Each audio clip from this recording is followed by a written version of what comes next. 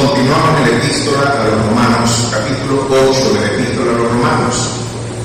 Y continuamos transitando por esta maravillosa, extraordinaria epístola, donde Pablo, como ya lo habíamos expuesto en semanas anteriores, nos brindó una aproximación ya no desde una justificación apologética, ya no desde una perspectiva en donde, como decía el autor y el expositor inglés F.F. Bruce, en su libro Defensa Apostólica del Evangelio, el expositor inglés nos hablaba de que la mayor parte de las motivaciones vinculadas a la redacción del documento del Nuevo Testamento estuvieron asociadas a los grandes desafíos misioneros que ellos tuvieron que afrontar. Por una parte, nos encontrábamos en la iglesia de Galacia, en la iglesia Epístola Universal a los Hebreos, y por supuesto en algunos fragmentos de la iglesia de los Colosenses, también reiteraciones en esta permanente tentación de la iglesia en su retorno a los orígenes hebreos.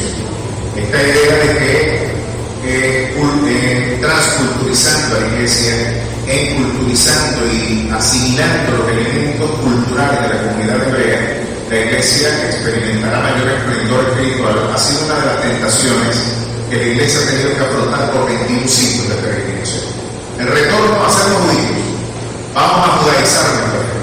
Y la epístola de las cartas, la justificación fue evitar que la iglesia de Galacia siguiese en su entropía, en su inercia espiritual, rumbo al deterioro y a la apostasía a la que ella marchaba, por volver a los rudimentos del aparato litúrgico.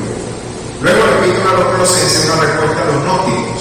El movimiento gnosticista tuvo muchísimo éxito en los 3 primeros siglos de nuestra era, al punto que en el siglo II de nuestra era las iglesias gnósticas eran más grandes que las iglesias cristianas. Tenían mayor popularidad, parecía que tenían mayor parentesco con la experiencia cultural helénica, y los gnósticos han sido un auténtico desafío que solapadamente todavía siguen haciendo una tentación con la confesión positiva, con la declaración, con conceptos vinculados a la magia homeopática que hoy forman parte de nuestra exposición y de algunos púlpitos del día de hoy. El gnosticismo ha tenido expresión en muchísimas formas en el mundo de la teología de la prosperidad contemporánea. Pero Pablo en esta epístola, en la epístola a los Romanos, lejos de darnos una aproximación por razones de defensa del Evangelio, que fue una de las grandes excusas que dieron a Pablo para la redacción del documento, aquí en Romanos, detenidamente Pablo es como si se hubiera sentado: chico, déjame exponerte la visión general que yo tengo del Evangelio. No con escasa razón, algunos autores han llamado a Romanos el Evangelio según San Pablo, porque aquí tenemos la exposición sistemática del pensamiento paulino, del apóstol de las naciones, el apóstol de los gentiles, el hombre que le dio un giro universal a gran parte del planteamiento misionológico, y seguramente por la vida de este hombre, que desafió gran parte de los paradigmas y criterios del mundo hebreo del siglo I, Pablo entendió que el Evangelio es el poder de Dios para salvación a todo aquel que cree, al judío primeramente, pero también al griego. Con esto le dio una vocación universal a la proclamación del Evangelio, y bueno, ya tenemos algunas semanas exponiendo hasta este episodio del capítulo 8 del libro de los Romanos.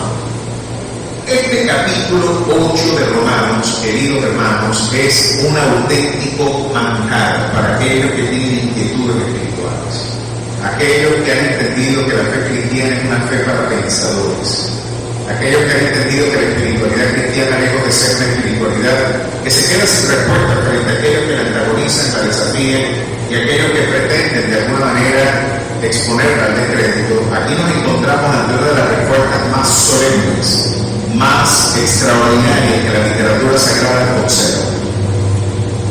No por escasa razón, antes de empezar la exposición, Martin Lloyd-Jones, el llamado Spurgeon del siglo XX, usted se preguntará quién era Spurgeon y por qué lo llaman el Spurgeon del siglo XX.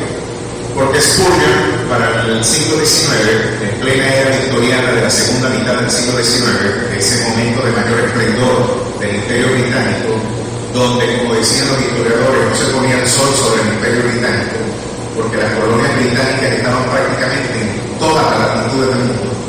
Ese esplendor victoriano, ¿verdad?, fue el clima donde surgió quizás el más extraordinario predicador de la iglesia, de la historia de la iglesia. Estamos hablando de Charles Spurgeon. Sus predicaciones le daban vuelta al mundo a través del telégrafo. Se escuchaban en Europa y se escuchaban en el otro lado del Atlántico, del otro lado del Chaco. Y fue un hombre que escribió una monumental obra titulada El Tesoro de la Vida, que es considerado uno de los comentarios bíblicos más extraordinarios escritos en todos los tiempos. Un predicador bautista, ¿verdad?, fervoroso, extraordinario, y fue conocido quizás como el príncipe de los predicadores. Muchos afirman que después del apóstol Pablo, otros batallan si fue Crisóstomo. Nos encontrábamos ante el más excelso expositor que ha tenido la historia de la iglesia, Charles Spurgeon. Martin Lloyd-Jones, que ejerció labores pastorales en Londres también fue un hombre, y considerado el Spurgeon de Gales, le decían de alguna manera que le estaba dando continuidad a la labor de exposición de este hombre. Y en un libro maravilloso, extraordinario, que yo les recomiendo, y saben que yo estoy bastante preocupado por este tema de la literatura. Yo ayer estaba meditando cuando estaba en la calle, yo decía, oye, aquí no hay librerías. Hay muchas panaderías, hay ventas de ropa, pero ¿dónde están las librerías? Y uno puede tomarle el pulso a la cultura de una comunidad por los libros que lee. Es preocupante ver cómo la única librería que yo conozco en Cuba es un puestito que está en el terminal, ¿verdad?, donde hay venta de libros usados. La culpa es de la vaca, un calibrero que en verdad, eso, con todo el respeto, es un calibre. Dígame, el caballero de la armadura de Catalán, literatura de autoayuda, Pablo Coelho. Muy bien, es mejor que lea o no leer nada, pero eso es calibre, con todo el respeto. ¿Dónde está Cervantes? ¿Dónde está Neruda? ¿Dónde está Jorge Luis Borges? ¿Dónde está Humberto Eco? Autores como el mismo Gabo, Gabriel García Márquez, hombres que de alguna manera brindaron un esplendor a la literatura latinoamericana. Eso no lo podemos leer aquí ahorita, lamentablemente. Y yo desde acá, desde este púlpito, además de la responsabilidad pastoral que me asiste, yo tengo una responsabilidad ministerial. Tengo que animar a los estudiantes, a los jóvenes que están pasando mal momentos en las universidades. Yo como docente universitario también siento profundo peso por lo que está sucediendo en nuestra casa de estudio. Lo que está pasando al verlas desiertas, al verlas abandonadas, y se me ocurre que la única forma que usted tiene para que el tren de la cultura y de la historia no lo deje atrás es que usted sea amigo de los libros, que nuestros jóvenes sean amigos de los libros. Y yo estoy completamente convencido que la formación más rigurosa que un hombre puede adquirir es la que de forma autodidáctica promueve. Hágase un buen lector, y usted gran parte de estos quebrantos administrativos de la era, ¿verdad?, actual, no va a dejar una cicatriz en su biografía profesional. Pero yo con dolor recomiendo un libro, en este caso de Martin Lloyd-Jones, ¿Por qué lo permite Dios? En ese libro que parece un sermón llevado a la escritura, ¿verdad?, pareciera que lo han transcrito el sermón, bastante corto. Martin Lloyd-Jones se pregunta, ¿por qué un Dios todopoderoso y bondadoso permite el sufrimiento? Y el libro tiene por subtítulo ¿Por qué lo permite Dios? Terremotos, tsunamis, epidemias, tragedias, enfermedades, y la lista continúa. Y usted podría llenarse de muy buenas preguntas por ese tema. ¿Por qué lo permite Dios? Porque para el cristianismo, como lo diría Alfonso Ropero y el mismo Antonio Cruz, el problema fundamental de la espiritualidad cristiana es cómo interpretar la idea de un Dios que permite el sufrimiento cuando Él es todopoderoso y Él es bondadoso. La pregunta en rigor es la siguiente: si Él tiene todo poder para sustraer el dolor, ¿por qué no lo quita? Y si tiene la bondad suficiente para amar al que sufre, ¿por qué no impide que Él sufra?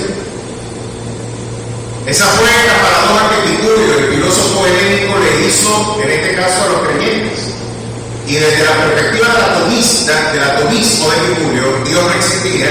Él lo planteó así, y hasta el día de hoy, esta es una de las mejores preguntas que se le ha hecho a la comunidad teológica.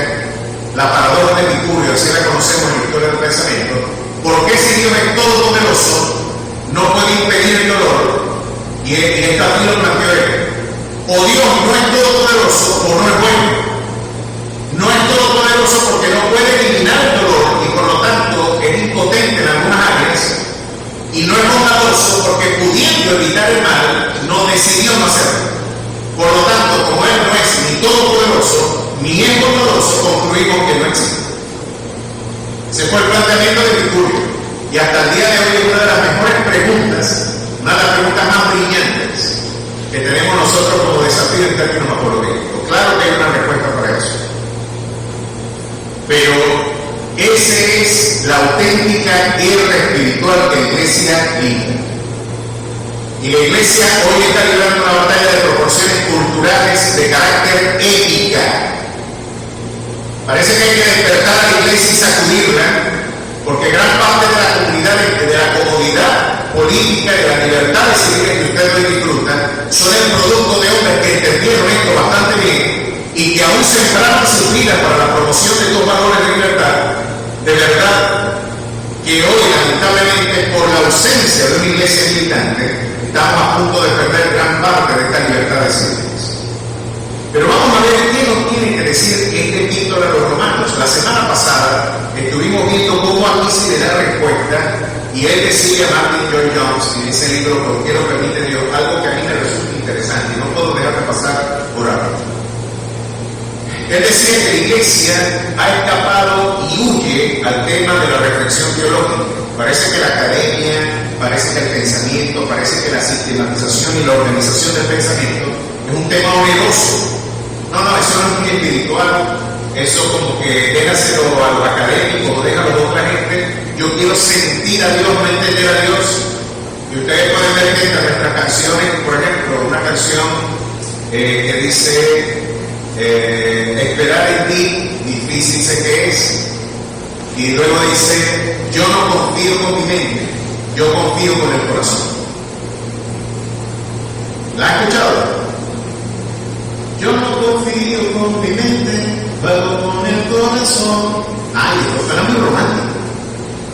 Él cree con el corazón, no con la mente. La mente se lo deja a los carnales. El corazón es más sentimental, más romántico, ¿no? De hecho, la idea de corazón parece más adecuada para expresar el núcleo emocional de la experiencia humana. Pero sucede que en literatura bíblica el corazón es engañoso más que todas las cosas y es perverso. Entonces, ¿qué queda? Si tú crees con el corazón, tu mejor aliado en este momento para los sentimientos es el corazón, porque sientes bonito. Pero cuando estés deprimido, tu peor enemigo va a ser tu propio corazón, que es engañoso, perverso, y te va a jugar en una partida de ajedrez, te va a volver, realmente te va a desbaratar la vida. En un proceso depresivo, las mismas emociones a las que le cantó Mary Shelley en su libro, la novela Frankenstein, eso era lo que ella pretendió demostrar con Frankenstein. Mary Shelley, cuando presentó a ese monstruo, que primero era noble, amoroso y que quería amar y conseguir respuesta afectiva en la gente, cuando no lo consiguió, se convirtió en un monstruo. Y ella lo que pretendió demostrar con la novela es que los mismos sentimientos que le brindaran esplendor a la condición romántica, a ese romanticismo tan predicado en el siglo XIX, fueron las mismas pasiones que luego nos aventaron en la Primera y la Segunda Guerra Mundial. Esos mismos sentimientos y aspectos deformados también se transforman en realidades onerosas y lacerantes a la condición humana. Ahora, ¿qué nos encontramos acá? Decía este autor, curiosamente la respuesta frente al sufrimiento es una respuesta eminentemente teológica. Querámoslo o no, mis amados hermanos, tenemos que formarnos en la fe. Tenemos que conocer al Dios de la Biblia. Y no estoy hablando de una abstracción intelectual. Estoy hablando de que usted se bautice en la palabra del Señor, de que usted sustituya el yo siento por el Espíritu está, de que usted en lugar de ser un creyente sensual del yo siento, usted se convierta en un creyente de convicciones que pueda decir con Jesús el Señor. Se secará la hierba y se marchitará la flor, pero la palabra del Señor, esa es la que permanecerá para siempre. A su nombre sea la gloria. Es inspirador la idea de que este libro, al margen de lo que yo sienta, siempre dirá lo mismo. No importa cómo yo me siento, no importa cómo yo me encuentro, ella va a seguir diciendo que Jehová es mi pastor y nada me falta. Y si yo ando por el valle donde la muerte me hace sombra, me va a recordar que Él está conmigo. Y si estoy siendo perseguido, ese documento, y yo me puedo sentir mal, me puedo sentir abandonado, y puedo sentir que el mundo me dio la espalda, y puedo sentir que todo está perdido, pero ese libro me recuerda algo, que mi corazón se niega a vivir. Aquello que mismo Asaf decía, mi alma rehusó el consuelo. Porque hay momentos en donde hasta tu corazón rehúsa de ser consolado. Así de engañoso y perverso es. Y en ese contexto de profunda amargura y consternación, este libro seguirá diciendo, aderezas mesa delante de mí en presencia de mis angustiadores. Unge mi cabeza con aceite, mi copa está rebosando. Y ciertamente el bien y la misericordia me seguirán todos los días de mi vida, y en la casa de mi Padre moraré por largos días. A su nombre sea la gloria. Ese es el Dios de su palabra. Ese es el Dios que le invita a usted a hacer su palabra el lámpara de su fe. Y la respuesta de Martin Lloyd-Jones en ese libro, ¿por qué lo permite Dios?, es que curiosamente la Iglesia en su abandono, en su analfabetismo teológico, ha sustituido la autoayuda y todas estas tonterías, ¿verdad?, que vienen a sustituir el auténtico contenido, la auténtica respuesta del corazón del hombre, tiene que venir de la palabra de Dios. Vamos a ver qué tiene que decirnos. Si usted me acompaña al verso 26, aquí nos están diciendo algo interesantísimo. Ya hemos explorado cómo el capítulo 8 es la respuesta del corazón de un hombre, ¿verdad?, en su profunda consternación moral.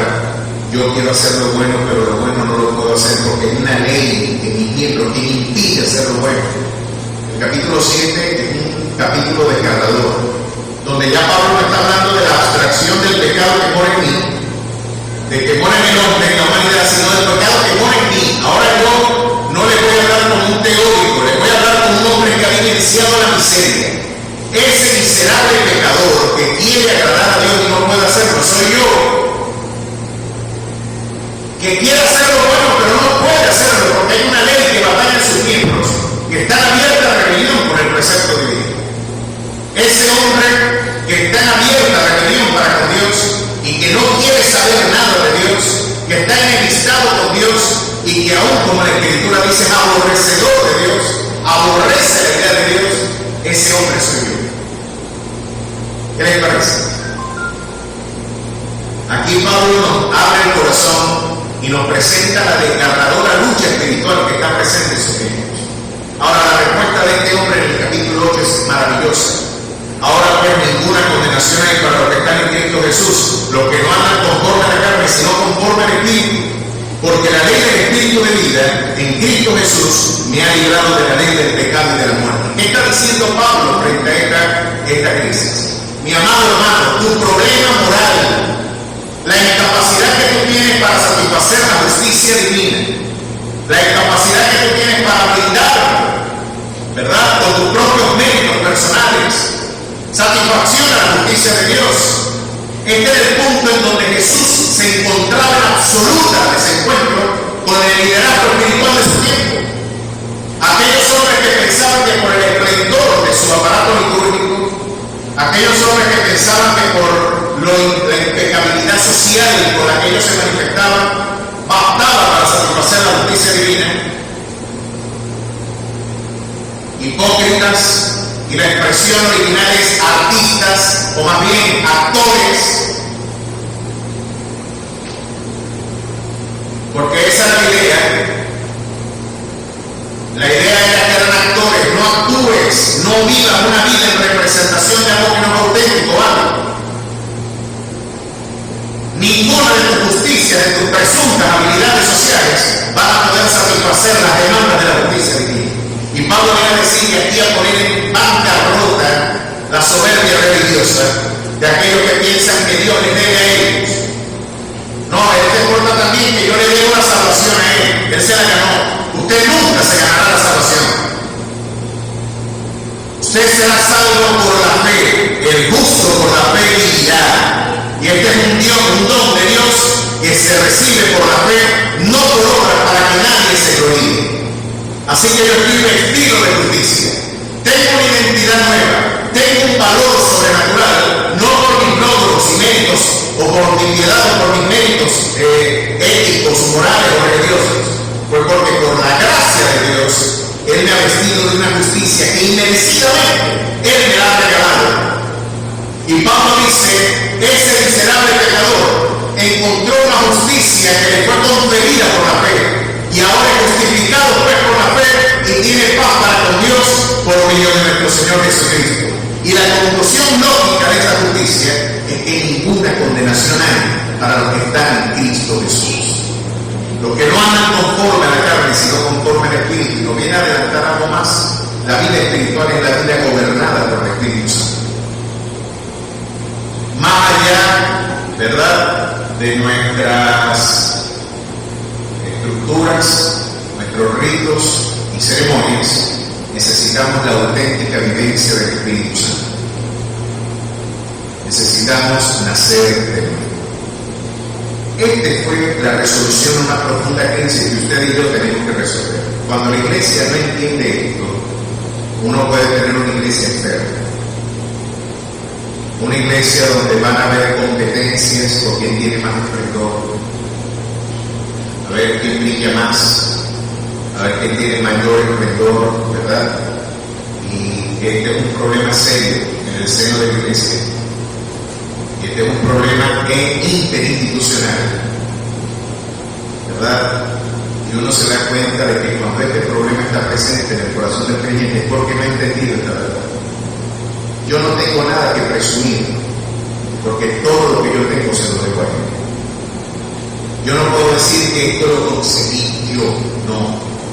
Lo que yo tengo y lo que yo soy se lo debo al Rey de Reyes y Señor de Señores. Usted puede decir mi justicia, mi vida, aún mi respirar, mi provisión, mi seguridad, mi promoción y el esplendor que usted puede ver, no se lo debe a mi virtud, se lo debo al Rey de Reyes y Señor de Señores. Dele la gloria a Dios, dele la gloria a Dios y reina por los siglos de los siglos. Así es lo que me enseñan los 24 ancianos, porque después de haber sido galardonados, porque usted recibirá galardón por la labor que usted emprendió. Además de la salvación, se nos habla del galardón. Ese galardón será un premio por las obras de justicia, pero usted de ninguna manera será salvo por obras, pero será premiado por lo que hizo. Ninguno, allá a pesar de que seremos salvos todos los que hemos creído, allá tendremos discriminaciones por los premios que recibiremos en el bimá de Cristo, en el tribunal de Cristo. La expresión griega para el tribunal es el bimá, que era el podio donde en las Olimpiadas se colocaban los vencedores y se les colocaban las diademas. Más bien en griego estéfanos, de ahí viene estefanía, ¿verdad? Las estéfanos eran las coronas. Bueno, hay una corona que se le dará, la corona de vida, y por supuesto serán galardonados y serán premiados los que emprendieron labores de servicio en la iglesia. Pero los 24 ancianos nos dan una lección. Aún esos méritos que luego serán reconocidos, los ancianos se los quitan y los arrojan a los pies del Cordero. Porque hasta mis logros yo se los debo a Él. Si yo puedo hoy predicar el Evangelio es por su gracia. Si yo puedo hoy adelantar proclamación por medio de comunicación, algo que la gente no soporta. Esta visión mezquina, esa visión resentida, como diría Arturo Rapietri, la comunidad de mediocres y sus cómplices que sienten sospechas por la virtud. No, si hay algo de virtud, hay algo malo escondido ahí. Te está negociando por el Evangelio. Te está haciendo algo sospechoso. ¿Usted cree que yo soy idiota y no me doy cuenta? Claro que lo sé. Y esos despropósitos, si ellos tuvieran presente esta doctrina, no estuvieran amargados al ver el esplendor de un libro. Porque lo que podamos tener como testimonio ante las naciones, lo que usted pueda ver como un logro ministerial, en realidad no se lo atribuye al pastor o al líder. Dele la gloria a Dios, porque fue de manera inmerecida un don conferido y tenemos que darle todo el crédito, al igual que los 24 ancianos. Si usted tiene alguna condecoración, si usted tiene alguna virtud, si usted tiene algún logro, quítese la corona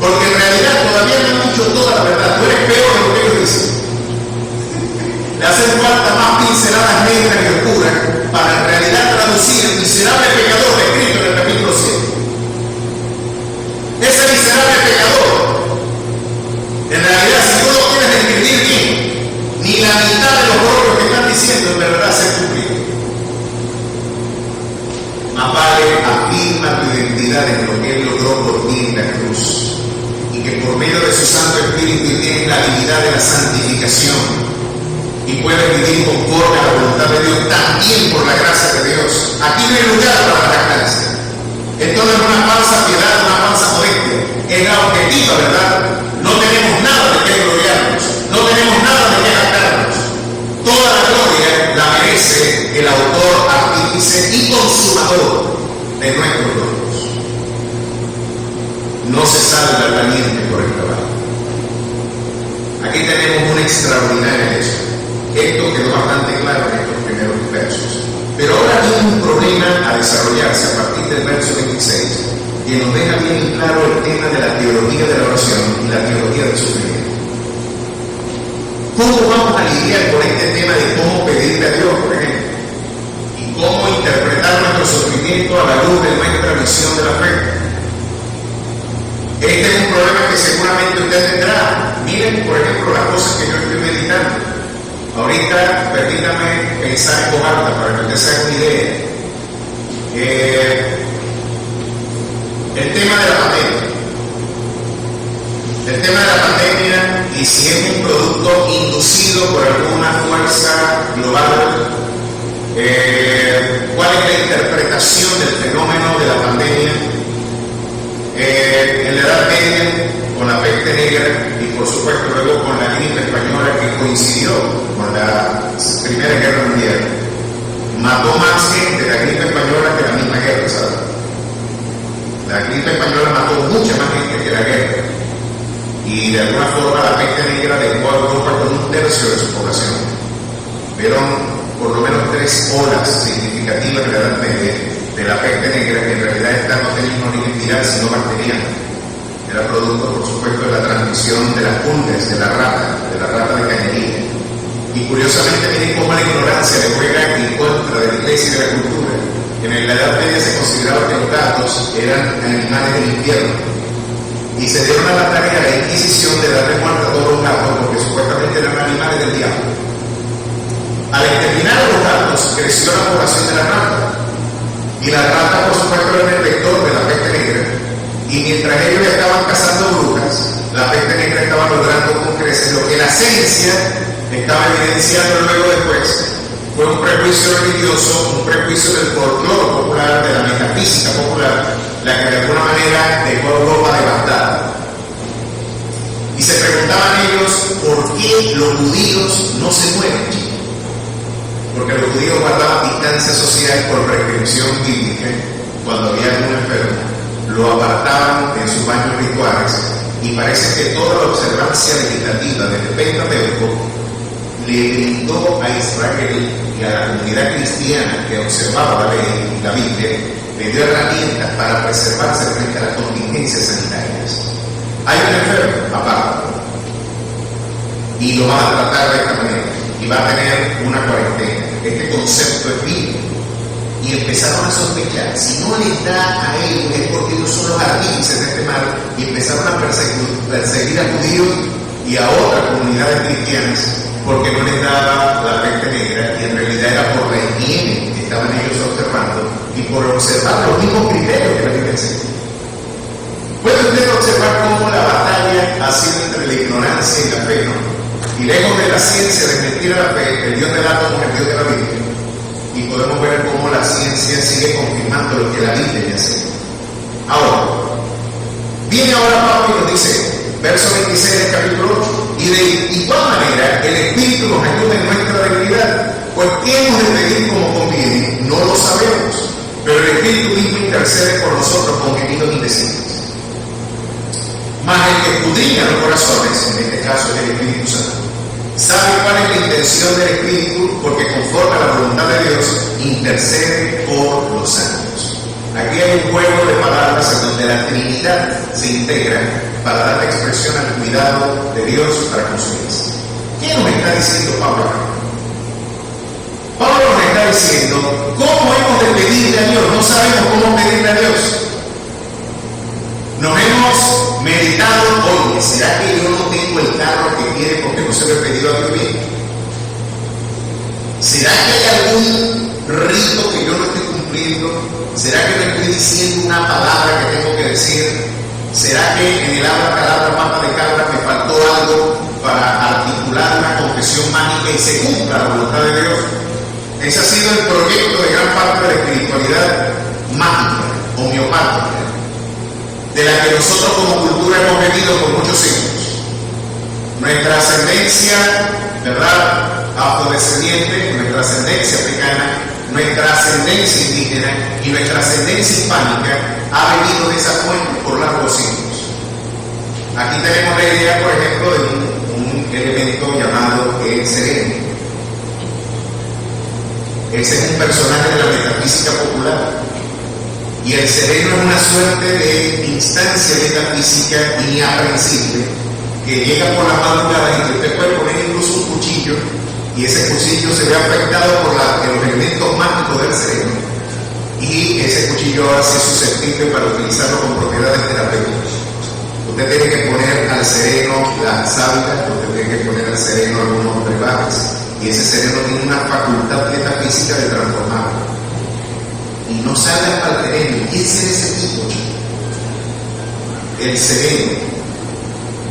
Chico, es la baja presión, es la baja de temperatura, que puede promover algunos trastornos respiratorios, pero no es una realidad metafísica que está rodando por ahí.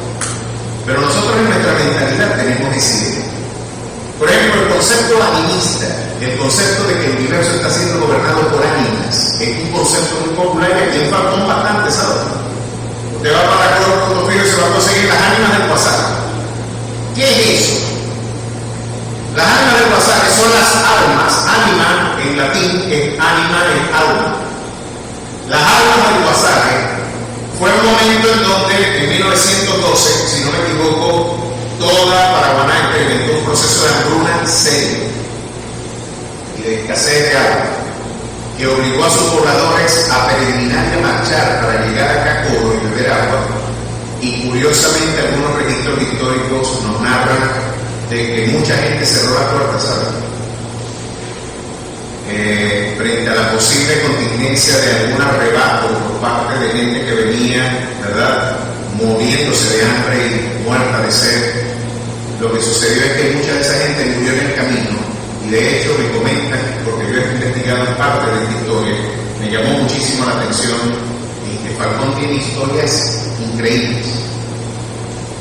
Y me comentan que cuando estaban poniendo la tubería que va para la Coro.filo, consiguieron los amentas de muchas de esas personas que murieron en esa peregrinación.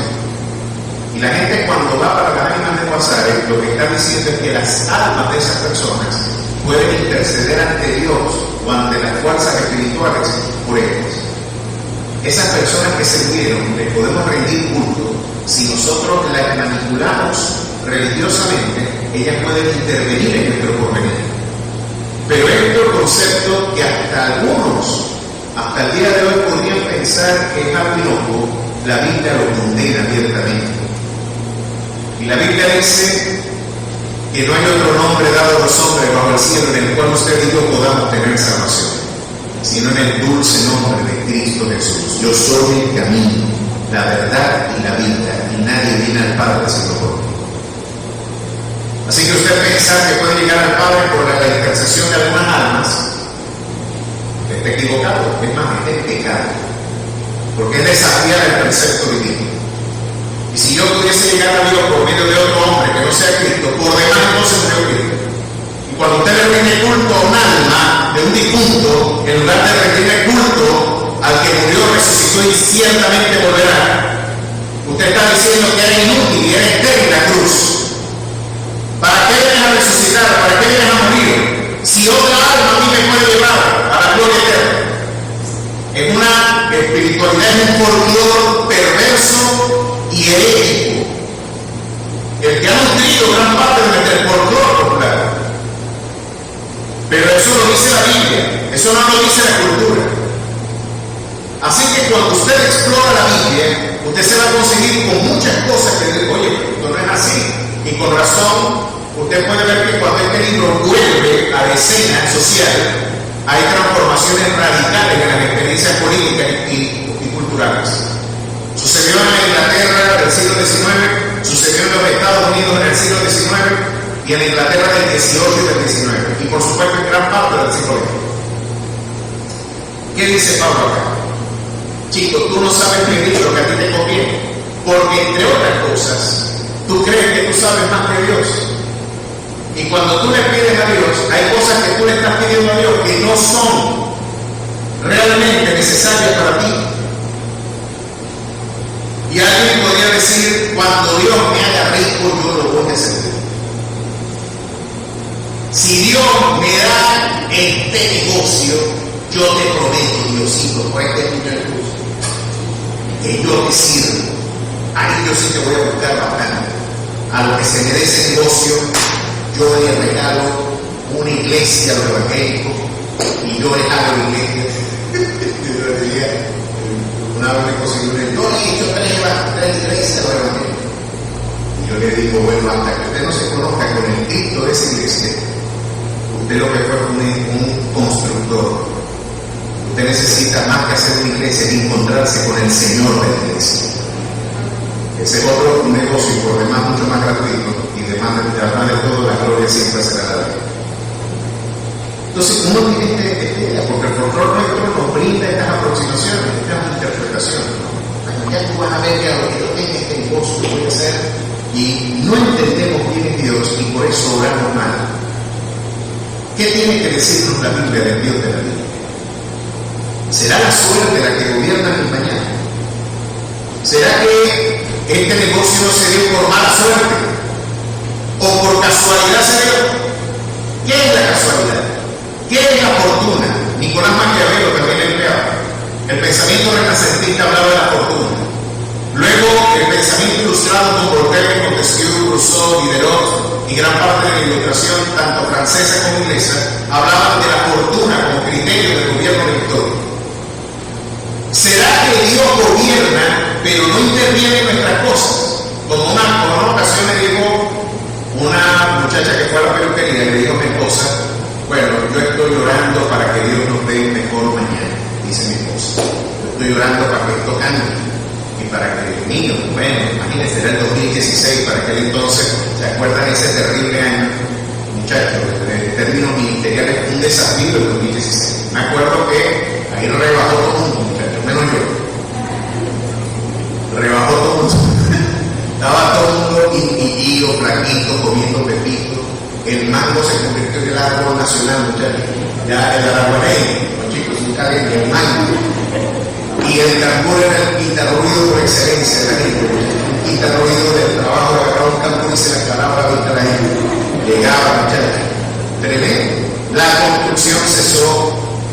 Dejamos de construir para atender, ¿verdad?, las necesidades más urgentes. Cosas como esas pasaron. Bueno, mi esposa me dice, oremos para que una realidad y que Dios intervenga. Y me dice la tipa, ¿quién te dijo a ti que Dios se mete en esto? Y es una muy buena pregunta. ¿Será que esto está así porque Dios no se mete? ¿Será algo de ustedes? ¿Ustedes creen que Dios no se mete en la política? ¿Usted cree que Dios no se mete en la economía? ¿Usted cree que Dios no se mete con su bolsillo? Son buenas preguntas. Y según la Biblia en 1 Pedro 3:15, yo tengo que estar siempre preparado para presentar defensas de todo aquel que demande razón de esperanza. ¿Y cómo yo respondo a eso? ¿Será que Dios no tiene nada que ver con la economía global?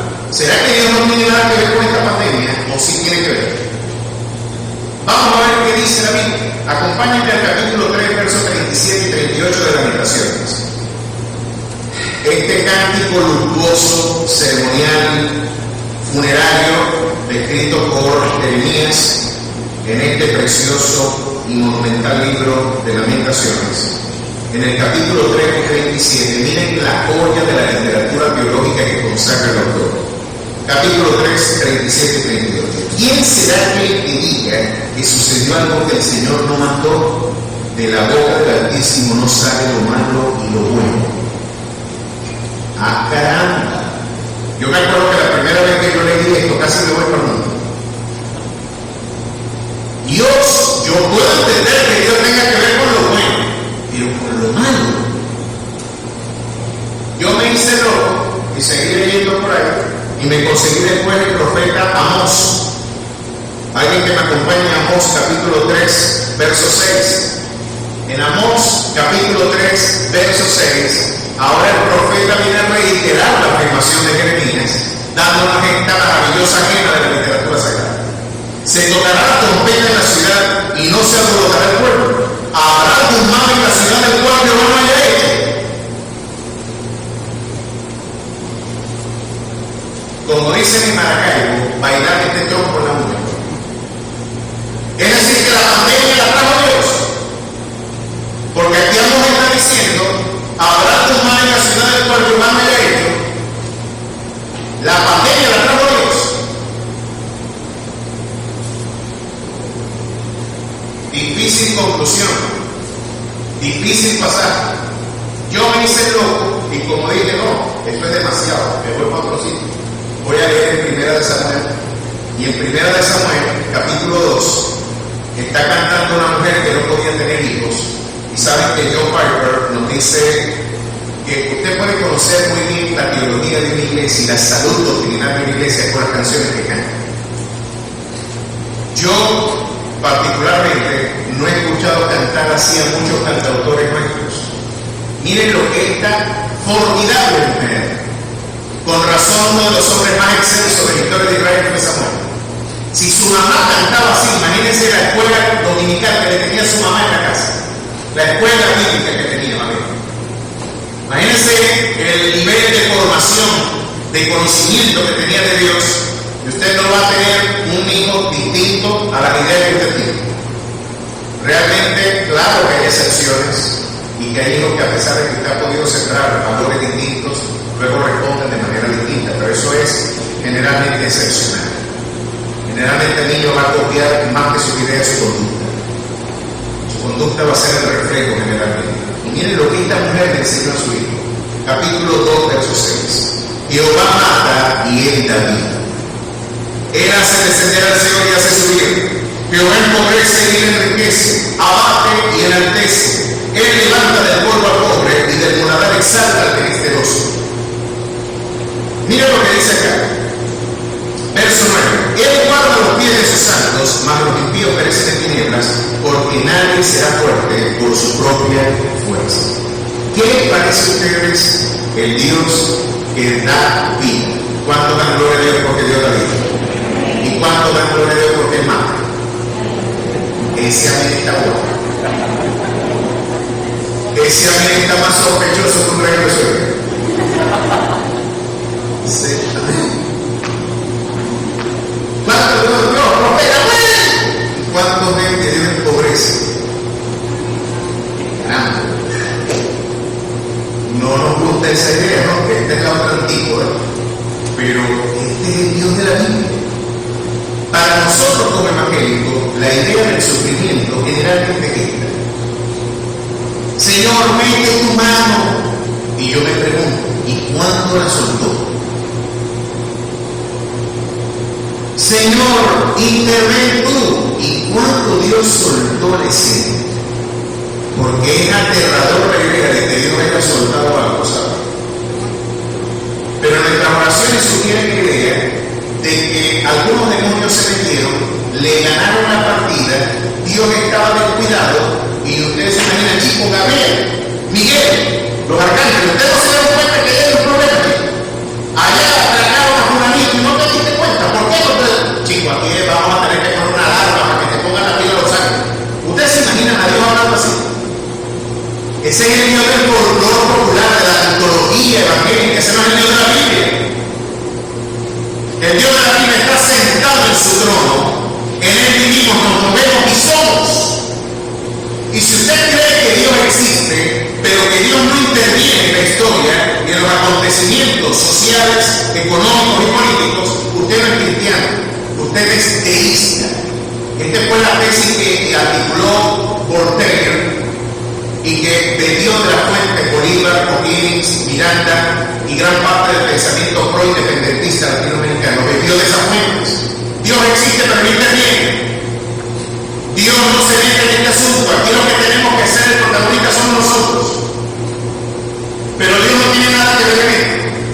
Y no se estaban dando cuenta lo que Ana les está diciendo aquí. Mira, Bolívar, Miranda, ustedes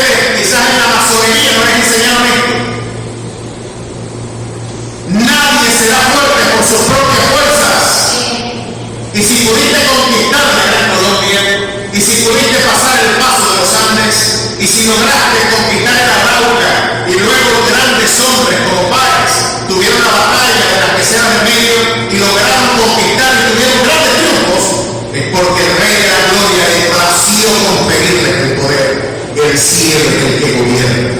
El Dios que gobierna providencialmente la historia es el que le recuerda la soberbia del hombre y de su historia. Jehová mata y Él es el que da vida. Él es el que hace descender el Seol y Él es el que hace subir. Él es el que empobrece y Él es el que enriquece. Él es el que abaje y Él es el que enaltece.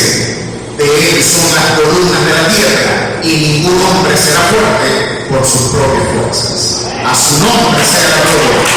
Aquí tenemos una bofetada gran parte de la personalidad. Bueno, usted dirá que no creen en eso. Bueno, también tendrá que decir que no creen en el cristianismo.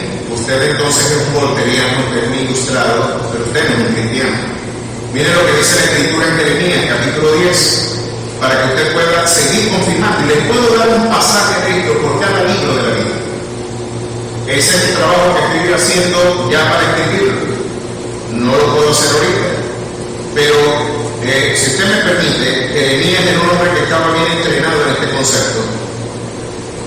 Y un hombre que tuvo que ver, como ya lo vimos en Lamentaciones, tuvo que palpar la idea de un Dios soberano que gobierna. Capítulo 10, verso 23 del libro de Jeremías. Miren lo que dice acá. Conozco, oh Jehová, que el hombre no es señor de su camino, ni del hombre que camina en el ordenar de sus pasos. ¿Qué les parece? ¿Qué les parece? ¿Quién más? Isaías 45:7, por favor. Vamos a seguir explorando la idea de la soberanía de Dios. Esto que la ONU, la Organización de las Naciones Unidas, el Banco Mundial, el Fondo Monetario Internacional, la OMS y gran parte de estas instancias supranacionales que hoy están persiguiendo a través del globalismo la transferencia de la soberanía nacional para la promoción de un gobierno global.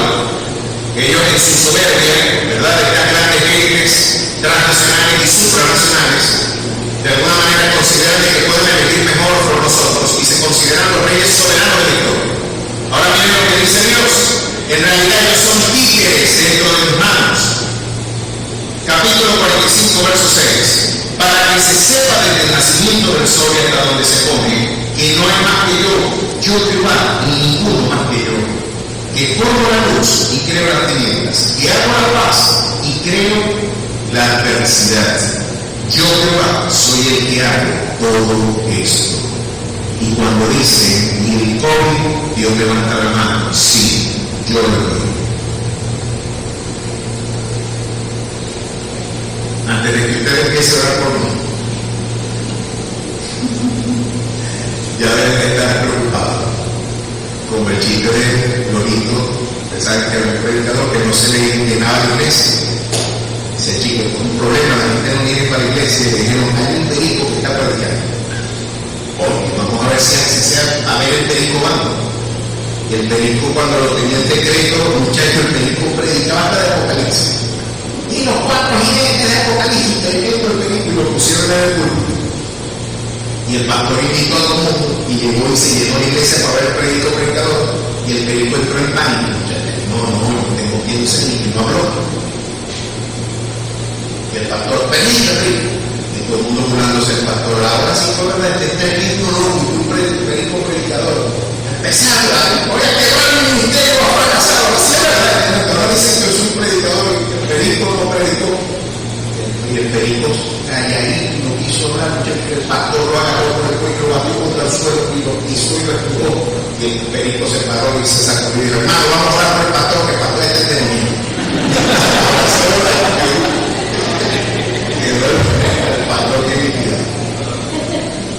Antes que usted ore por mí y digan el pastor tiene problema, si somos consecuentes con lo que Jeremías anunció, si somos consecuentes con lo que Amós afirmó, si usted quiere que vamos un poco más lejos, yo quiero que Moisés hable también. Y miren lo que dice en Éxodo capítulo 4, por favor. En el capítulo 4 nos dice una declaración también sorprendente. ¿Saben que Moisés le estaba dando muchas excusas a Dios? Yo no soy el tipo que tú buscas. Tú necesitarías un hombre con un verbo elocuente, con un tipo, ¿verdad?, de iglesias comunicativas, van a buscar un tartamudo para que empiece a predicar. Un predicador tartamudo debe ser terrible escuchar. Y aquí nos encontramos con Dios después de explicarle, chico, esto no va a depender de ti, va a depender de mí. Dios se me molestó y le dijo, chico, escúchame. Si tienes miedo a orar, yo te voy a orar a tu hermano para que haga por vos. Pero te estoy llamando. Y yo cuando llamo capacito. Y yo cuando invito, yo pago. Yo no te estoy diciendo que tú cubras esta factura. Eso va a ser por mi cuenta. Puedes ver. Puedes ver. Pues eso va a reposar sobre mí, soberana providencia. Tú reposas en ella, y yo soy el que seré columna de fuego en tu noche y columna de nube en tu día.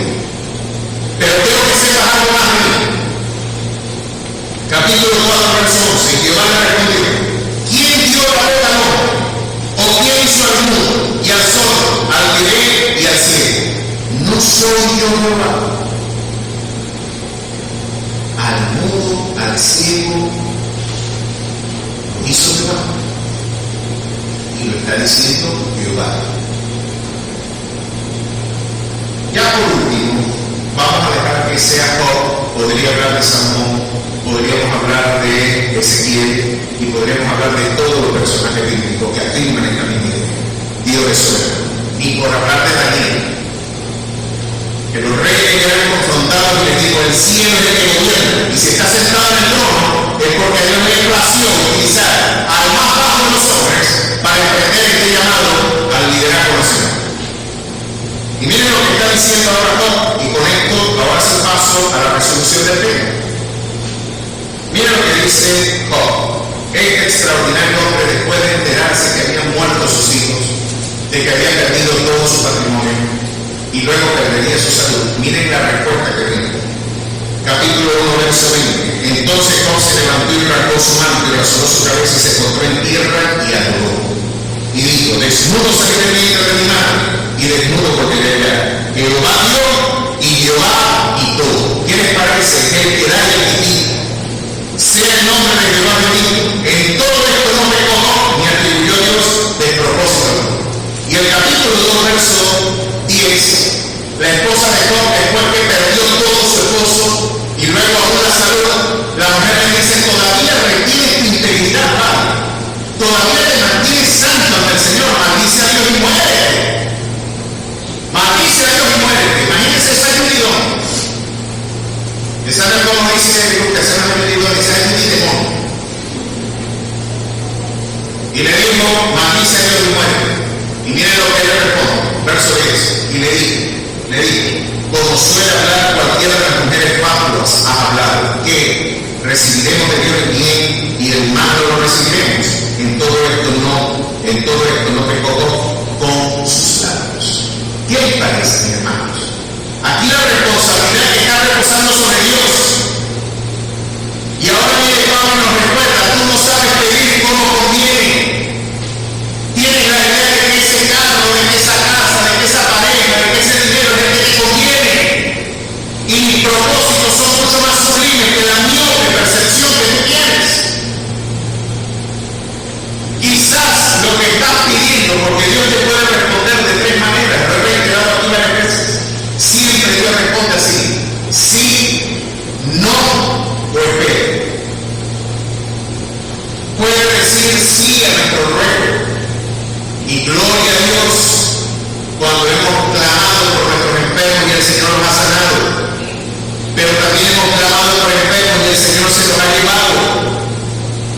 Y pensaríamos entonces que Dios fracasó, que nuestra fe fracasó porque un enfermo murió y en lugar de responder Dios con salud, respondió con arrebatarlo a su presencia. ¿Será que Dios fracasó? ¿Nuestra fe fracasó? ¡No! El apóstol Pablo viene a decirnos: sea en vida o sea en muerte, Cristo será glorificado en nuestras vidas. Cualquiera sea mi suerte, aunque el día no florezca, ni en las vides haya fruto, aunque no falte el producto del olivo, las vacas y las ovejas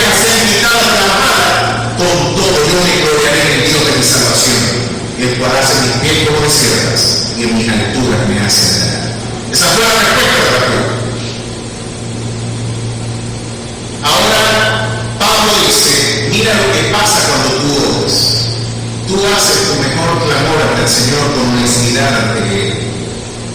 Levanta manos santas en clamor y en súplica ante su presencia. Y usted seguramente, si tiene buenos hábitos de oración, se parará de madrugada y orará ante el Padre. Quizá la primera conversación que usted tiene en la mañana y que debería tener es la que usted tiene con su Padre Celestial. Y usted se hinca de rodillas ahí en su cama y clama por su familia, y clama por su esposa, y clama por sus hijos, y clama por el bienestar del día. No hay un mejor Padre que un hombre de oración. Ese es un auténtico protector. Alguien que está velando en oración. Mire, yo siento, y esto es algo que les recomiendo, ¿cuántos tienen los hijos pequeños todavía? Oren por sus parejas, desde ya. Oren por sus parejas desde ahorita. No que venga un caliente después de que usted escuchó toda la vida va a llegar un caliente, ¿verdad? A embaratarle la vida a su niña o atravesarse de los chicos. Oren por esa persona. Oren por ese hijo que usted va a adquirir también. Clame al Señor en oración. Pero sucede que cuando yo clamo ante Él, aún mi mejor ruego, el Espíritu lo recibe. Y dice la Escritura, mira, esta oración que hiciste, quizás no es la más adecuada. Él está pidiendo por esto, pero en realidad yo he reservado para Él eso. Él no lo entiende. Pero lo que tú has reservado en la eternidad de tu amor, eso es lo que tiene que ayudar en la vida de tu hijo, en la vida de mi hijo. Eso que quizás él no entiende, que quizás no logra comprender, eso que él quizás ni se atrevería a pedir como una oración para su vida, eso que él no entiende y que jamás pediría por eso, yo ruego para que tú cumplas tu propósito. Y a pesar de él no entender, tu propósito se cumple en él. Y él pueda vivir en dependencia, él pueda vivir en absoluta sujeción y pueda decir, como dijo el apóstol Pablo, ya no vivo yo, sino que vive Cristo en mí. A su nombre sea la gloria. A alguien que ha muerto para su propia vida, un hombre que ha muerto a su yo y antepone la voluntad de Dios antes que la voluntad propia. Y aquí el Espíritu nos está dando un consuelo maravilloso. A pesar de lo todo que yo sea para pedir a Dios, siempre va a prevalecer el ruego del Espíritu en mi vida. ¿Puede usted imaginarse una mejor intercesión? Va a prevalecer lo que Dios en su amor ha reservado y mi mejor esfuerzo me entregará de su abrazo de amor. Miren entonces lo que ahora nos dice Pablo, está lleno del pensamiento bíblico, que es la respuesta definitiva, y si usted lo entiende, mi amado hermano, usted va a superar con victoria las pruebas que está afrontando en el hoy y en el mañana. Mire atentamente, escuche atentamente lo que Dios tiene que decir. Y sabemos que a los que aman a Dios, todas las cosas les ayudan a bien. Esto a los que conforme a sus propósitos son llamados. Porque a los que antes conoció, también los predestinó para que fuesen hechos conforme al imagen de su Hijo, para que Él sea el primogénito entre muchos hermanos. Y a los que predestinó, a esto también llamó, y a los que llamó, a esto también justificó, y a los que justificó, a estos también glorificó. Vamos a ver qué significa eso. Porque aquí Pablo está diciendo, todo lo que sucede en tu vida está condenado a que obre para tu vida. No importa lo que está pasando, no importa lo que te deje mañana, ponme el nombre al dolor, a la aflicción, a la enfermedad, al quebranto, ponme el nombre que mejor te vaya. Lo que Dios está diciendo es que el poder transfigurador de la resurrección transformará tu viernes de quebrantos, tu cruz, la transformará en una mañana gloriosa de resurrección. No importa lo que sucede en ti, hay todos estos elementos y la expresión sinergia, que es la que se emplea aquí, si mal no recuerdo, nos está diciendo de que no es que lo que usted está pasando es bueno, es que lo que está pasando que es doloroso, luego contribuirá en términos sinérgicos a la consecución de un objetivo mayor. Y está diciendo lo que algunos dicen, no hay mal que por bien no. No importa lo que te pase, a los que aman a Dios, al que no ama, esta promesa no es real. Al que no ama a Dios, esta es la respuesta que le espera. Todo lo que el hombre sembrare, esto también será. Mientras que a los que aman a Dios, no importa la basura que le echen encima, no importa el dolor, la aflicción o el quebranto que rompe, Dios lo transfigurará en victoria. Esto quizás es complejo entenderlo, porque estamos ante lo que Martin Lloyd-Jones llama la racionalidad pública de la fe. Esta racionalidad pública es la racionalidad que observa la vida desde una perspectiva eterna y no desde una perspectiva histórica. Dios tiene una perspectiva eterna, nosotros tenemos una perspectiva histórica. Nosotros no podemos ver más allá de lo que estamos viviendo hoy. Dios sí está viendo el mañana. Dios sí ve mi mañana. Y Dios no necesita que amanezca dentro de 100 años para saber lo que pasa en 100 años. El argumento Pablo lo inserta en el contexto de la predestinación. Y esto Pablo nos está diciendo, tú no formas parte de los planes de Dios cuando tú levantaste la mano y dijiste yo quiero conocer a Jesús. No. Según la literatura bíblica, tú formas parte de los planes de Dios antes de la fundación del mundo. Esto le confiere a tu vida un sentido de dignidad que la suerte no te la brinda. Y Dios me está diciendo acá, mira cómo te refieres. Déjenme ilustrarlo por estos principios. A mi pastor, amigo y mentor Gerardo de Ávila, su hijo Dani lo atropelló un carro mañana.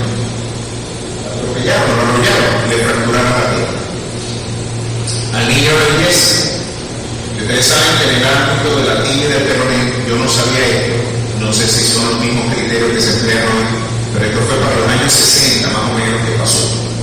Dani todavía era un niño y era un hombre, era conmigo y Catalina. Dani.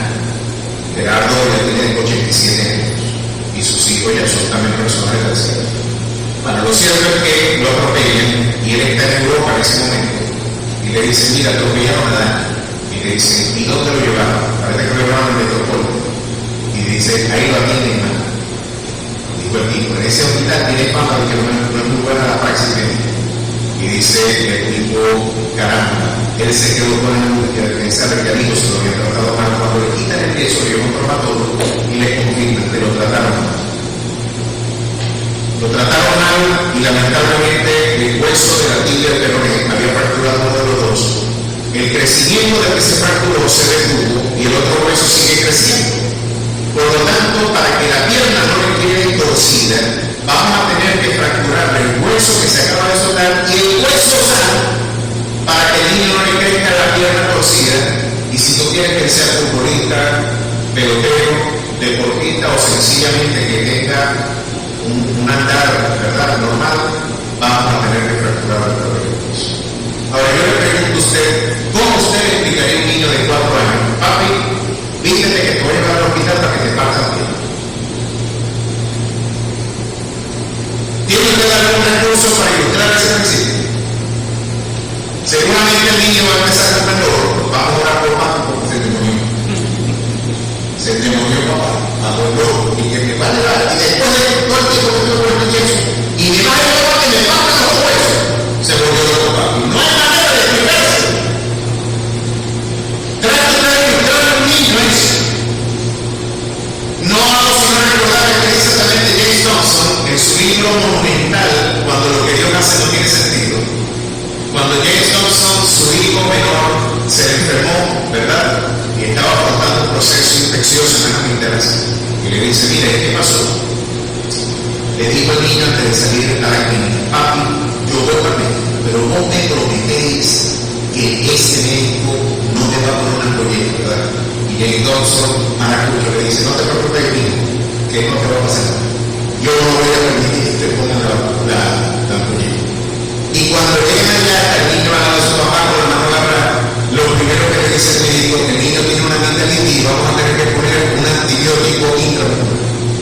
El muchachito, ¿qué es eso? Una ampolleta. Bueno, vámonos. Papi dijo que no me iban a poner nada y lo estaba dando. Y el papá lo agarró y le dijo, no, papá, vamos a tener que poner. Y él dice que nunca se le olvidará cuando el niño consternado, yendo, papi, me mentiste. ¿Qué hiciste? Le dijiste que no me iban a poner algo y empezó a correr y el papá tuvo que perseguirlo y dice, le dejé caer los 100 kilos de peso mío sobre su pequeño cuerpo y nunca olvidaré, dice en su libro James Dobson, cuando lo que Dios hace no tiene sentido, se lo recomiendo, un bestseller. Nunca olvidaré los ojos azules llenos de lágrimas, dice, de mi hijo consternado mirándome con asombro, como yo lo defraudaba. Diciendo, mi papá me mintió, me defraudó. Y quizás lo que más le dolía no fue la proyecta, sino pensar que su papá le había mentido, o pensaba que su padre le mintió. Pero seguramente usted como niño nunca logró entender eso. Pero yo dificulto que nadie pudo amar más a ese niño que ese padre amante y amoroso, que dejó caer todo el peso de su carácter para que aún lo doloroso que era necesario, absolutamente necesario formara parte de la experiencia del niño, porque su amor iba más allá del sentimiento, ¿verdad? Del sentimentalismo, un amor firme, con carácter, impone, el que promueve nuestras vidas. Lo mismo pasó conmigo en el año de 1982. Cuando tenía yo 7 años, la cocina de mi apartamento explotó. Yo le exploté, imagínate, yo exploté la cocina. Estaba con fuegos artificiales a la edad de 7 años, un 15 de febrero, y había un escape de gas en la cocina. Después de 2 días de ausencia, yo me escapé a mamá y entró a la cocina. Bueno, la cocina, ya todos ustedes saben lo que pasó. Yo prendí un fósforo, explotó la cocina, yo salí envuelto en llamas. Mi madre me logró apagar como pudo y empezó un peligro enorme, donde empezó toda una tragedia familiar. Mamá me hablaba de la prosperidad de los años 70. Y ustedes saben que yo siento una fascinación por los años 70, muchachos. Yo no sé si porque los que fuimos criados en los años 70 nos criaron con un esplendor espectacular. Navarra, los que nacieron en los 70 se acordarán del bienestar que había en Venezuela. Era impresionante. La manera en cómo vivía un trabajador promedio, vivía como alguien rico. Un profesor del liceo podía vivir muy bien, comprarse un carro nuevo, vivir en una casa maravillosa y tener todo cubierto y poder viajar y vivir bien. Bueno, era la época de Tan Sin Mil, de Ava, de Luis y de toda esa gente, ¿verdad? En un clima muy bonito. Y yo recuerdo que ahí empezó un peligro al inicio de los 80 de quebranto financiero para mi familia, porque mi mamá quedó con la deuda equivalente al costo de 2 viviendas a tierra. Para que ustedes se hagan una idea de lo que ella tuvo que afrontar económicamente, además de procesos económicos, familiares muy complejos. Lo cierto es que el tratamiento era que a mí me tenían que raspar la piel cada 2 horas por 12 veces al día, en algo que no es un tratamiento, para mí era una tortura. Póngase ustedes en el lugar de un niño, ¿verdad? Que se le veían los músculos de sus brazos, porque la piel había sido sustraída por el fuego, y que estuvieran con gasas, limpiándole enérgicamente, quitándole piel muerta, sangre. Era un asunto de altero. Además de que ya yo no tenía voz para llorar, ya no tenía fuerza para quejar. Era un dolor inefable. ¿Puede usted imaginarse eso? A mí se me veía el dedo, el hueso de este dedo. Para que usted se entienda. Lo cierto es que yo en ese momento lleno de lágrimas, de sangre, porque era una tina donde me metían, algo que no lo hacen hoy, ahí me contaminé con una bacteria intrahospitalaria llamada Pseudomonas. Eso se le pega a la gente, claro, te bañan en un hospital, con agua del hospital, la bacteria del hospital puede llegar, casi me mata la misma terapia, y me contamino con Pseudomonas. Pero en ese interín, el proceso era que me raspaban la piel y yo clamaba a mis padres de que me sacaran de ese sufrimiento, de esa tortura. Yo estiraba los brazos y me decía, ¿por qué no me ayudan? ¿Por qué no me sacan de este dolor? Y estiraba los brazos con desesperación, clamando que mis padres me ayudaran. En más de una ocasión sé que a mis padres se me llevaron por shock emocional a terapia, porque no podía soportar ver el sufrimiento de su hijo. Papá fue fumador y le dio varios shocks nicotínicos en momentos donde eso sucedió. Eso después me lo cuenta. Recuerdo que yo estiraba los brazos y veía a mi mamá, una mujer de mucho carácter, soportar ver el dolor de su hijo llorando sola, sin moverse. Era lo que más me confundía. ¿por qué no te mueves? ¿Por qué no haces algo? Y yo estiraba los brazos en desesperación.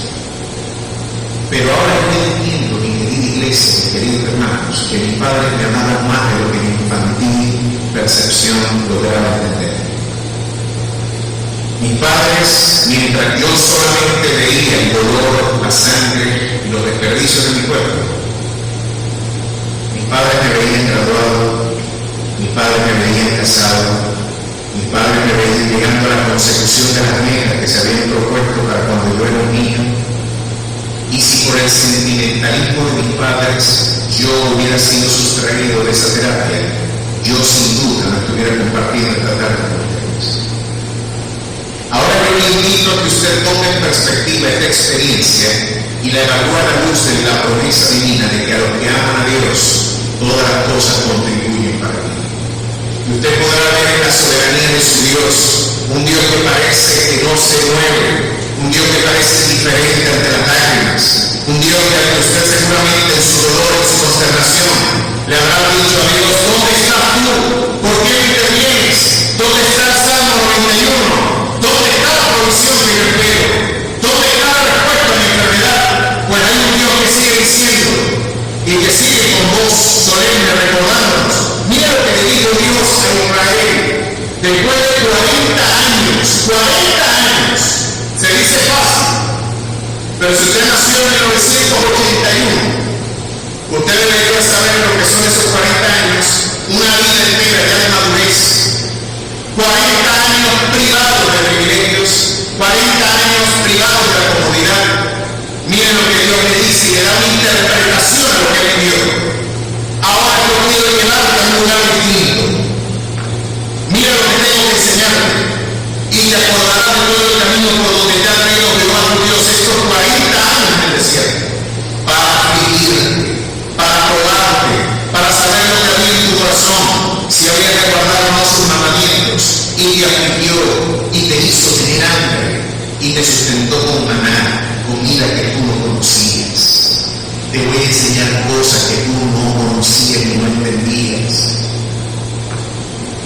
Te quiero enseñar que frente a tu hambre terrenal, frente a tu adúltero corazón que está aferrado a lo temporal, está aferrado a lo carnal, está aferrado a lo histórico y olvidaste de lo eterno, frente a ese todo peñoso corazón que no tiene más que una perspectiva inmediata y contemporánea de su existencia, quiero abrirte los ojos para que veas la eternidad. Frente a tu hambre terrenal, tengo una tierra celestial para ti. Y esto es lo que tengo que enseñarte. Comida que no conocieron tú ni tus padres la habían conocido, para hacerte saber que no solo de pan vivirá el hombre, mas de todo lo que sale de la boca de Jehová vivirá el hombre. A su nombre sea la gloria. Se secará la hierba, se marchitará la flor, pero la palabra del Señor se permanecerá para siempre. Ese es el Dios que te sostiene. Y en ese desierto, querido hermano, en tus privaciones y en tu dolor, es donde Pablo viene a responderles. Frente a esto que a ustedes les causa consternación y que no logran entender en mí. Porque lo que veían a Pablo decían: este tipo es tremendo. Este tipo no se parece a los apóstoles de clase. Que viajan en American Airlines en primera clase, que piden $5,000 de ofrenda para visitar una iglesia por presentación. Hay uno que cobra $30,000. Una de las estrellas de clase cobra $30,000 por visitar una iglesia. Si fuera sencillo, lo traigo. Si tuviéramos sencillo, ni con cobre lo traigo. Dios me guarda la paz. Miren esto, qué distinto, ¿no? Y que cuando van a un lugar sin agua francesa no se la ve. Increíble. No, porque me puede dar gas. No, yo tengo un problemita de estómago, chicos. Me vea la tinaja para que vea lo que veo. Un tinajero. Y vaya y se pasa usted con la cotidianidad del campo misionero y usted va a ver lo que providencialmente Dios puede hacer a usted. Pero Pablo le va a dar una cátedra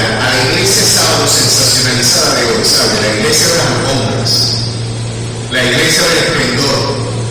Nadie ha vivido mejor la historia que nosotros. Nadie. Mire, Fernando el católico, ¿verdad? E Isabel la católica son unos cachillazos al lado de como usted vive hoy. Usted tiene antibióticos, ellos no lo tenían. Usted tiene antigripales, ellos no lo tenían. Usted tiene en caso de una apendicitis un cirujano que puede extirparla, ellos no lo tenían. Un rey de España, que esta tarea la tengo pendiente, estaba ofreciendo la mitad del reino, un rey de Europa, la mitad de su reino para que alguien le curara la hemorroides. Y el que ha sufrido hemorroides sabe que eso tiene un costo. Y usted tiene hoy tratamiento terapéutico, tiene algo aportable, aún esos reyes en aquel momento tenían que llevar el agua en baldes. Usted va en carro, ellos tenían que ir en caballos y en animales. Usted duerme en aire acondicionado, tiene un televisor, tiene literatura, tiene internet, tiene recursos que ni los reyes en el mundo antiguo disfrutaban. Y se nos olvidó algunos principios de la fe. Y miren lo que 2 Corintios nos recuerda cuando hablamos del currículum de Pablo. Pablo podría empezar hablando, oye, cuando uno está enamorando, ¿verdad? Usted está, después cuando usted le está echando los perros a su esposa o a su novia, usted no va a empezar a decir que es un limpio, que no sirve para nada, usted no va a decir eso, usted va a decir todo lo contrario. Yo soy el tipo que estoy buscando, te lo tengo, soy yo. Y usted le lee las 8 leyes espirituales que buscan el idioma de la iglesia. El Señor te ama y yo también. El Señor tiene un plan para tu vida y yo también. Y usted le lee las 8 leyes espirituales, pero Pablo, a contrapelo de esta formación, mire lo que dice en 2 Corintios capítulo 11. Pablo, en lugar de hablar bien de sí mismo, él viene a hablar más bien de lo que son sus quebrantos y sus paquimones, y viene a presentar esto como un currículum frente a la iglesia. Estos son mis padecimientos por causa de lo que. Este es mi gloria. Hoy nos escapamos a lo que vivimos, era lo que Pablo tenía que ocurrir. No es que te van a meter presos y predicar en Caracas. Bueno, entonces, ¿será que no es de Dios que yo vaya? Esta es una lectura muy cobarde, ¿sabes? Y la lista de los que serán arrojados en el lago de fuego la encabezan los cobardes. La Biblia dice que los cobardes no heredarán el reino de los cielos y serán arrojados. Están primero que los adultos, los cobardes. No, aquí es muy sabio hablar esto. Tenemos que presentar un evangelio edulcorado, una presentación de un evangelio que no ofenda, ¿vale? Vas a tener que nutrirte un poquito más con los intelectuales del medio francés, con Michel Foucault, vas a tener que leer un poquito más a Derrida, a Simón de Beauvoir, a Jean-Paul Sartre, vas a tener que nutrirte del pensamiento postestructuralista para tener una visión más amplia. Y eso de que el evangelio es la única verdad, eso no tiene mercado hoy. Entonces va a tener que vender la verdad universal de que la verdad no existe. La incorrupta, la universalidad de que la verdad universal no existe, pero esto es universalmente verdadero. Miren qué paradoja la reunión de los modernos, ¿no? Por razón que Animal le llamó la sociedad de pensamiento débil y la sociedad de los millones informados, que tienen un clic de información en internet, pero no tienen criterio para evaluar. Esos que hoy piensan que con $1000 van a ser eximidos de aflicciones. Esos que creen que pueden comprar la voluntad de Dios a través de un pacto espiritual. Pacte, traiga su dinero y Dios está comprometido a firmar un contrato de darle a usted lo que usted le pidió. Pero acaso no nos están diciendo que cómo hemos de pedir como conviene y no lo sabemos. ¿Es que acaso tu dinero puede comprar a Dios? ¿O es que acaso tu extraordinario lobby político, económico, social, académico puede torcerle el brazo a Dios? Miren lo que Pablo nos da como testimonio. Son hebreos, yo también,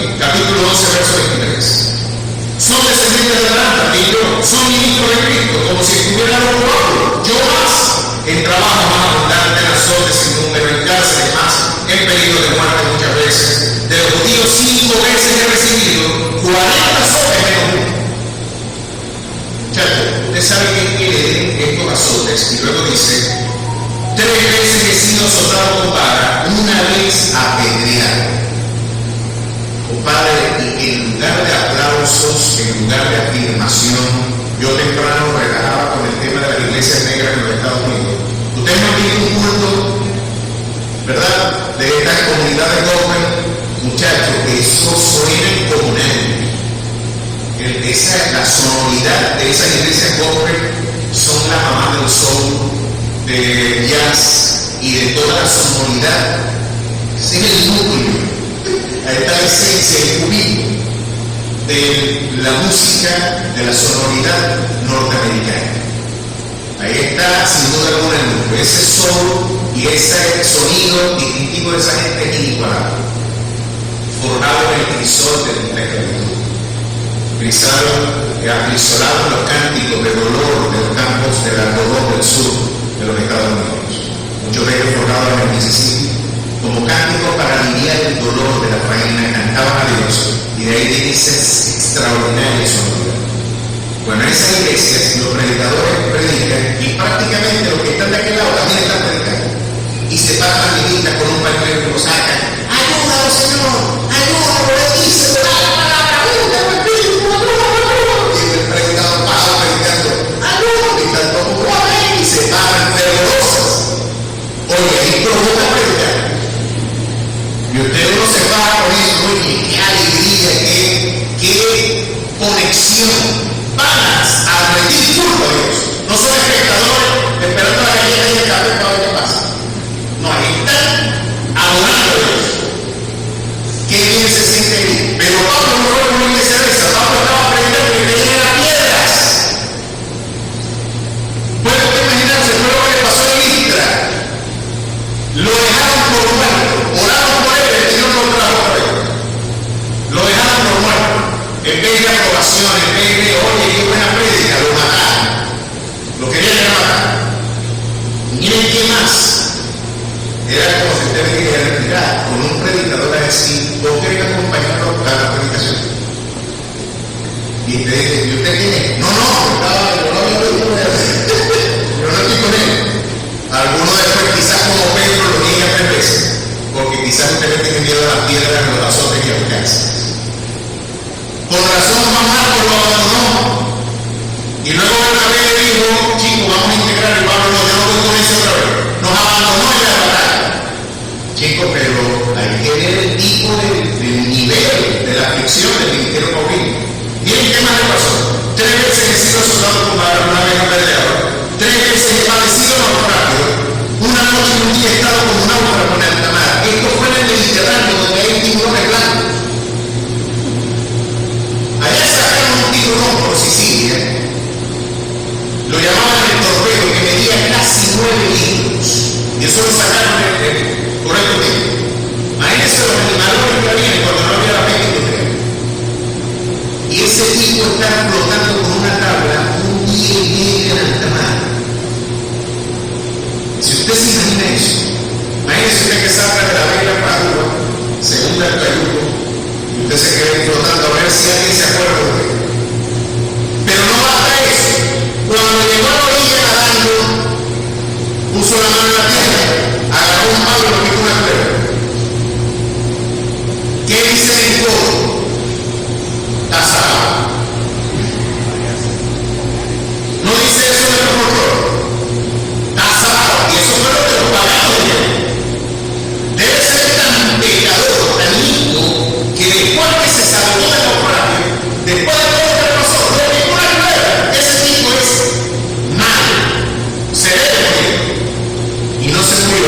Y cuando no se murió dijeron, debe ser un Dios. Y le rindieron culto, y en otros lugares le querían ofrecer sacrificio y se rompió la ropa. Yo soy un hombre.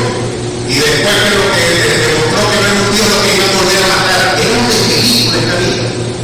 Para nada se parece a las lindas que algunos esperamos. Y miren lo que dice, en camino muchas veces en peligro de río, peligro de ladrones, peligro de dominación, peligro de los gentiles, peligro en la ciudad, peligro en el desierto, peligro en el mar, peligro entre falsos hermanos, en trabajo y fatiga, en muchos desvelos, en hambre y en sed, en muchos ayunos, en frío y en desnudez. Y además de otras cosas, lo que se organiza el cuerpo a cada día, la preocupación por todas las iglesias. ¿Quién enfermo y no enfermo? ¿A quién le hace tropezar y yo no me indico? Si es necesario gloriarme, me gloriaré en lo que es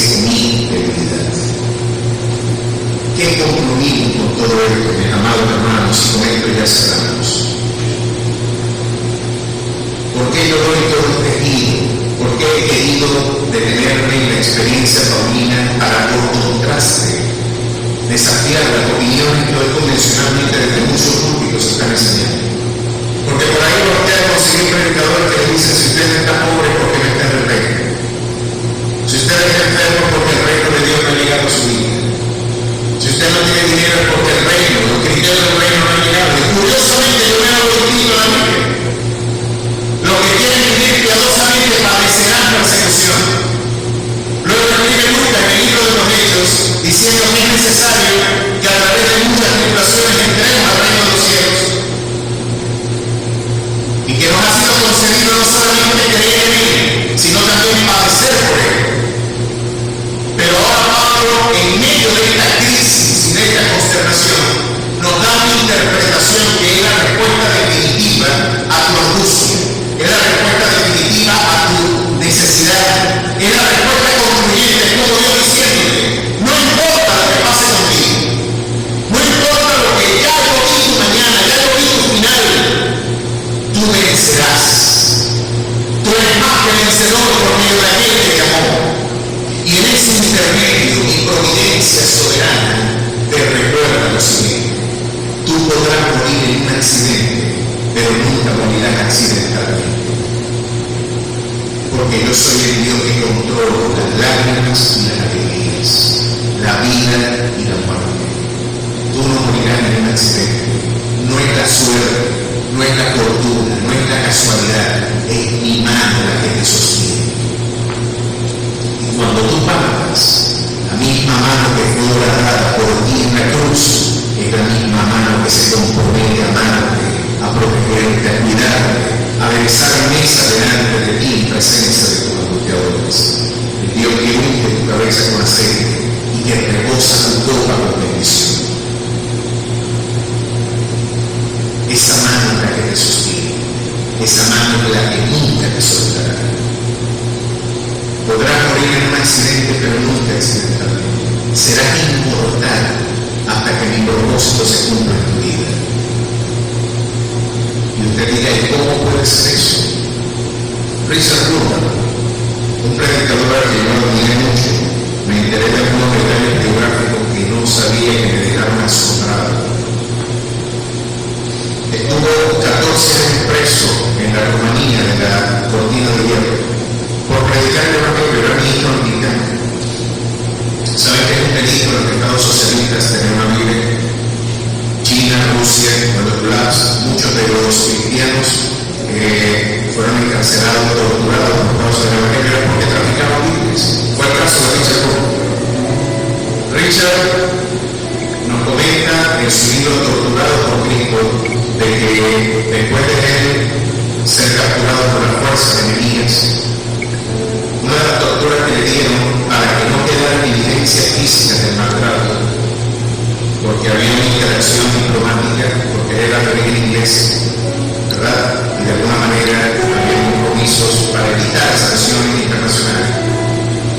El maltrato era que le afectaban las plantas de los pies y se las azotaban tanto que llegaban hasta el hueso de sus pies. Perdió la piel, perdió, digamos, incluso la fibra muscular que reviste la planta de sus pies. Imagínense cómo él vivió. Su esposa también fue torturada,